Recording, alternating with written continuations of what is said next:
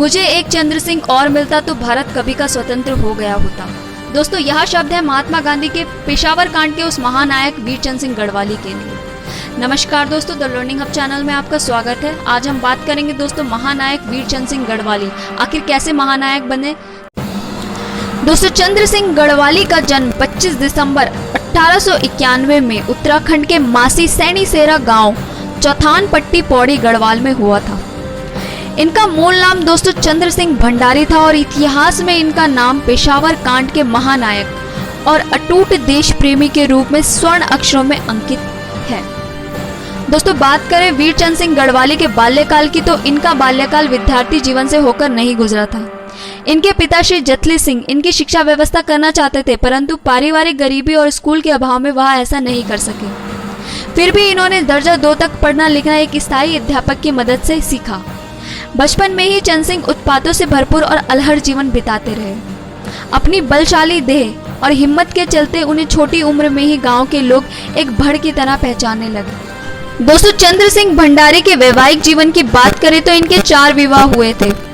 प्रथम 3 से संतान ना होने के कारण पिता श्री जथली सिंह चिंतित रहते थे। इसी कारण उन्होंने चंद्र सिंह की चौथी बार शादी 1929 में राव गांव पट्टी चौपड़ा कोट पौड़ी गढ़वाल से भगीरथी देवी के साथ करवाई। उस समय जो चंद्र सिंह एक सैनिक के रूप में पेशावर में कार्यरत थे और घर में घड़े के साथ गणेश पूजन कर उनका विवाह हो गया था। चौथे विवाह के बाद इनकी पहली पत्नी की मृत्यु हो गई तथा अन्य 2 मायके चली गई। केवल भगीरथी थी जिन्होंने पति मुख दर्शन किए बिना ससुराल में टिकी रही उनके इंतजार में। दोस्तों, जब चंद्र सिंह 22 वर्ष के थे उस समय प्रथम विश्व युद्ध छिड़ गया था और बड़े पैमाने में सेना में भर्ती होने लगी थी। जब एक हवलदार इनके गांव पहुंचा तब इन्हें एक सुनहरा अवसर मिला सेना में भर्ती होने का। 1914 में इन्हें लैंसडॉन स्थित गढ़वाली फौज में भर्ती कर लिया गया और 2/39 रॉयल गढ़वाली राइफल्स की 6ठी कंपनी की 12वीं सेक्शन में इन्हें रखा गया। साथ ही दोस्तों, इन्होंने अपना पराक्रम प्रथम विश्व युद्ध 1 अगस्त 1915 में मित्र राष्ट्रों की ओर से अपने सैनिक साथियों के साथ प्रत्यक्ष हिस्सेदारी निभाकर दिखाई। इसके अलावा दोस्तों 1917 में अंग्रेजों की ओर से मेसोपोटामिया युद्ध में भाग भी इन्होंने लिया।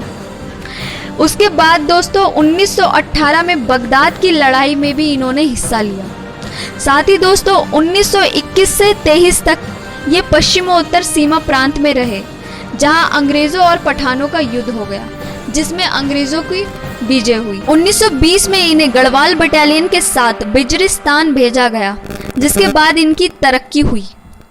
जब अंग्रेजों को इनके स्वदेश प्रेम की भनक लगी तो इन्हें खैबर दर्रे के पास भेजा गया। तब तक ये मेजर हवलदार हो गए थे। 1929 में कुमाऊं भ्रमण के दौरान जब गांधी जी यहाँ आए, उत्तराखंड आए, तो ये उनसे मिलने पहुंचे।